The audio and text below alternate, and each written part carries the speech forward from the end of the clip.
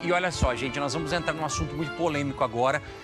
Tem ganhado bastante discussão no cenário nacional e muitas manifestações também. Porque na última semana, a Câmara dos Deputados aprovou em votação relâmpago a tramitação em regime do projeto que equipara o aborto realizado após as 22 semanas de gestação ao crime de homicídio simples, do artigo 121 do Código Penal. A pena, nesse caso, varia entre 6 e 20 anos de prisão. Para a gente falar um pouquinho mais sobre esse assunto bastante polêmico, eu vou conversar agora com a Maria Isabel Saldanha, que é presidente da Comissão de Defesa dos Direitos da Criança e do Adolescente. Maria Isabel, bom dia. Bom dia, Obrigado Bruno. pela sua presença aqui no nosso programa. Semana passada você esteve aqui com a gente, né?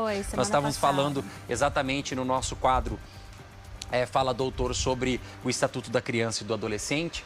E o que toma repercussão hoje a nível nacional é a questão desse projeto de lei que criminaliza, né? Essa pena, o que tem se falado muito é que seria uma pena maior para a vítima que cometa o aborto após a 22ª semana do que para o próprio estuprador. É isso mesmo? Sim, é isso. Na verdade, é isso em relação à mulher. Em relação à criança e ao adolescente, a pena é menor. Falam, a criança e o adolescente não vão ser penalizados. A partir de 12 anos até os 18 anos, podem ser sim. A criança vai passar por um processo judicial, o adolescente, a partir de 12 anos, vai passar por um processo judicial e ele pode ser internado. Ela, no caso, pode ser internada no MUNEI. Sim. Num estabelecimento próprio para a criança. Ela pode ficar até 3 anos.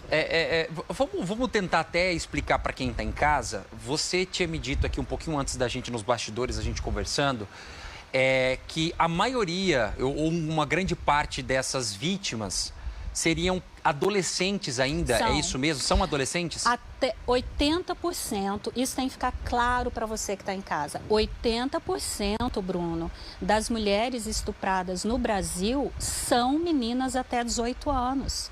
61% são meninas até 21 anos. Por isso é que essa PEC tem sido chamada da PEC do estupro.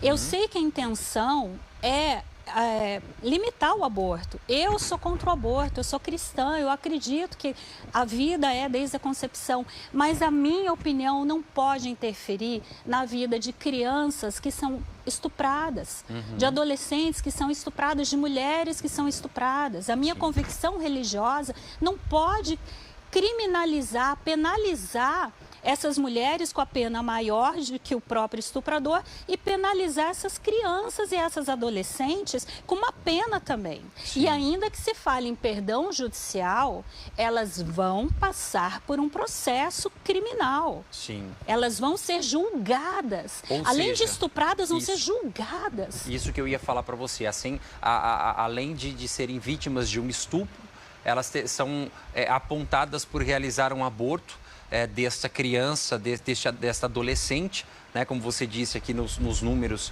é um número até preocupante, altíssimo, né? No caso, a criminalização seria a partir da 22ª semana. Sim.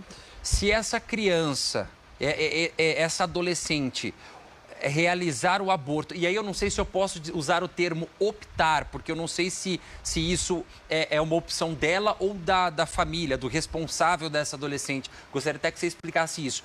Mas ela não consegue, então, conseguiria realizar esse aborto antes da 22ª semana e se livrar dessa pena? Nós temos duas questões aí.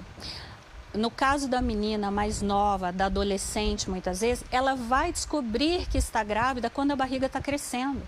E, às vezes, se ela sabe antes, ela pode estar passando por um processo de síndrome do segredo, que ela deixa de contar para a família que foi estuprada, muitas vezes o estuprador está falando, se você contar eu te mato, mato sua mãe, ou está falando, se você contar a nossa família vai acabar, quer dizer, ela passa por esse processo, ela demora muito contar. Sim. E muitas vezes vai contar quando já está com mais de 22 semanas. Agora, vamos supor que ela conte antes.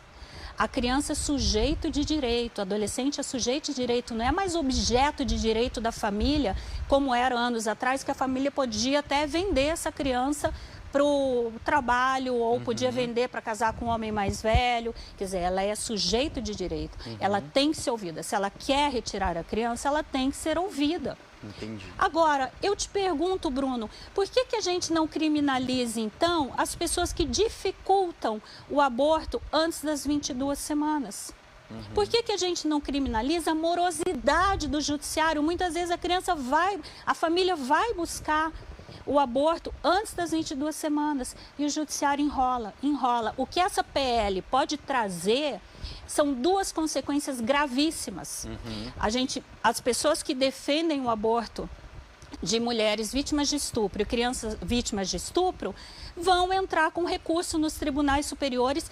Esse aborto vai acontecer e vai acontecer muito mais tarde. Vai acontecer com bebês de 7 meses, 8 meses, 9 meses. Entendi. Quer dizer, outra consequência. Quando você tiver uma gama de meninas e adolescentes enfrentando um processo criminal, ainda que passem só por 3 anos, Sim. ou que fiquem,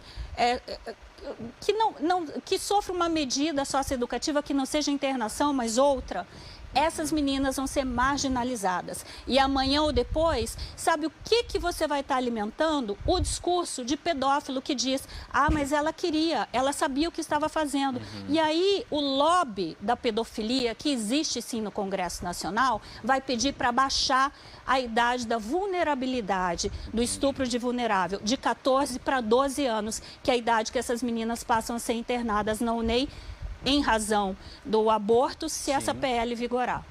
Eu acho assim que talvez o caminho possa ser em aumentar a pena para o estuprador e não bater de frente com a vítima. Se querem realmente proteger a infância, o direito do nascituro, que é sim um direito que deve ser sim verificado neste caso, se querem proteger, por que não castra logo o estuprador? O cara cometeu o primeiro estupro, castra.